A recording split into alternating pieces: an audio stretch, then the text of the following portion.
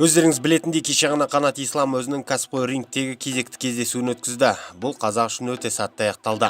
Ол қарсыласын нокаутпен ұтып алған болатын. Десе де бұл тұста да бәрі оңай болмады. Соңғы сәтте Қанаттың қарсыласы ауысып кеткенін білесіздер.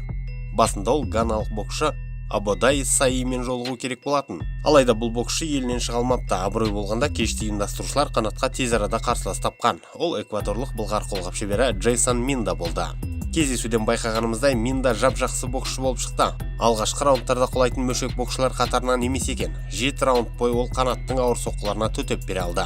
Табан астында шақырту алып осындай өнер көрсеткен болса, ол толық дайындық лагерін өткізгенде не болмақ еді? Бұл ретте Қанат меніңше бәрібір ұтысқа ие болар еді. Осын Қанаттың қазіргі бабына біздің көзімізді ашып берді. 36 жасар қазақ боксшысы әлі де тағынан таймағанын, күшін бойында сақтағанын көрсетіп берді. Қарсыласы Қанаттан 9 жас кіші болғанын айта кету керек. Бірақ мұның өзі исламды тоқтата алмады. Алла қаласа енді Қанат елге оралады. Мұнда Рамазан айын өткізе сала қайта ақшты бетке алмақ. Ертеректе айтып өткеніміздей, Қанаттың ендігі қарсыласы Хайме Мунгуя болады.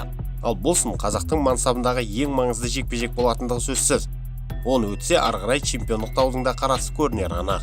Кездесу аяқтала салысымен боксшымыз тағы да Канелоны жекпе-жекке шақырды. Бұл енді түйе сұрасаң, бие беретінін кеп екендігі анық. Әзірге даңқты мексикалық бұл шақыртуларды елей қоймас. Дегенмен Мунгуяны ұтып жатса, міндетті түрде назарына ілігер анық. Біз Қанаттың болашақ мансабы сәтті болсын деп тілейік. Ал ақшта жаттығу жұмыстарын бастаған Батыр Жүкенбаевтың жаңа командасы анықталды. Ендігі жерде жеңіліс көрмеген қазақ боксшысы танымал бапкер Мэнни Роблеспен жұмыс жасайтын болды.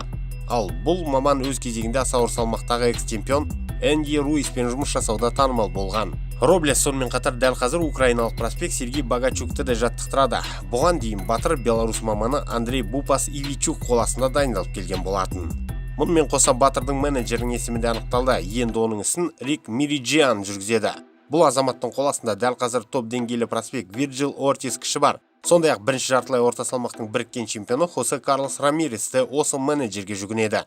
Көріп отырғандарыңыздай, Мириджиан оңай адам емес. Ал промоутерлерге келер болсақ, әзірге бұл тарапта жаңалық жоқ. Бұған дейін Батыр канадалық Eye of the Tiger менеджментке жүгініп келген болатын. Ары қарай ол осы компаниямен жұмыс жалғастырады ма жоқ па, ол жақ әзірге белгісіз.